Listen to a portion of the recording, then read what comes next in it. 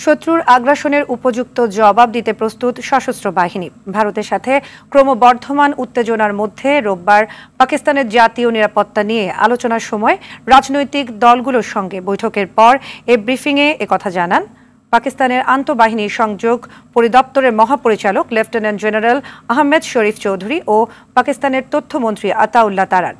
এদিকে ভারতের সঙ্গে টানটান উত্তেজনা এবং সম্ভাব্য হামলার আশঙ্কায় আজাদ কাশ্মীরে অন্তত 2 মাসের জন্য খাদ্য মজুত করেছে পাকিস্তান। অন্যদিকে যারা ভারতে কুনজর দিয়েছে তাদের জবাব দেওয়ার দায়িত্ব নিজের কাঁধে নেয়ার কথা বলেছেন ভারতের প্রতিরক্ষা মন্ত্রী রাজনাথ সিং। এদিকে রোববার রাতে কাশ্মীর সীমান্তের নিয়ন্ত্রণ রেখা বরাবর ভারত পাকিস্তানের সেনাদের মধ্যে আবারও গোলাগুলির ঘটনা ঘটেছে। এ নিয়ে টানা 11 বার কাশ্মীর সীমান্তে 2 দেশের সেনাদের মধ্যে গোলাগুলির ঘটনা ঘটল। তবে এতে কোনো হতাহতের খবর পাওয়া যায়নি।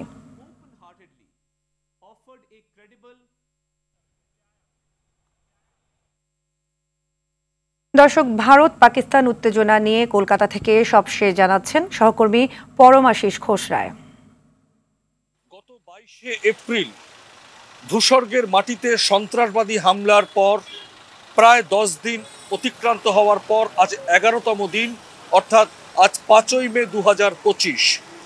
গত 24শে এপ্রিল থেকে কিন্তু ভারত এবং পাকিস্তানের নিয়ন্ত্রণ রেখায় এলওসি সেক্টরের বিভিন্ন সেক্টরে কিন্তু দুদেশের তরফেই, অর্থাৎ ভারত এবং পাকিস্তানের তরফে কিন্তু গোলাগুলি অব্যাহত। একেবারে যুদ্ধের তৎপরতা কিন্তু এই মুহূর্তে তুঙ্গে। এবং গত শনিবার দক্ষিণ কাশ্মীরের সবচেয়ে বেশি গোলাগুলির 8টি জায়গায় কিন্তু গোলাগুলির মাত্রা চরম পর্যায়ে পৌঁছয়।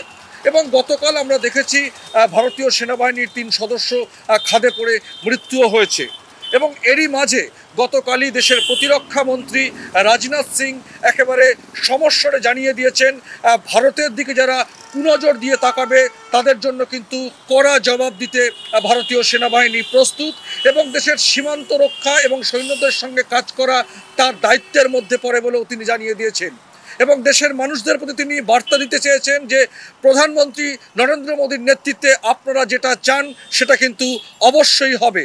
অর্থাৎ ভারত এবং পাকিস্তানের মধ্যে যে এই মুহূর্তে যে চলমান পরিস্থিতি চলছে এবং পহেলগাঁওতে সন্ত্রাসবাদী হামলার ঘটনায় যে জঙ্গি গোষ্ঠী পাকিস্তানি জঙ্গি গোষ্ঠী বলে বলা হয়েছিল এবং ভারতের তরফে সেই পাকিস্তানকে দোষারোপ করা হলেও পাকিস্তান কিন্তু সে পুরো বিষয়টাকে অস্বীকার করেছে। কিন্তু এই পরিস্থিতির মধ্যেও দাঁড়িয়ে গত 10-11 দিন অতিক্রান্ত ভারত এবং পাকিস্তানের মধ্যে কিন্তু চরম উত্তেজনা ছড়িয়ে পড়েছে একেবারে ভারত এবং পাকিস্তানের নিয়ন্ত্রণ রেখায়।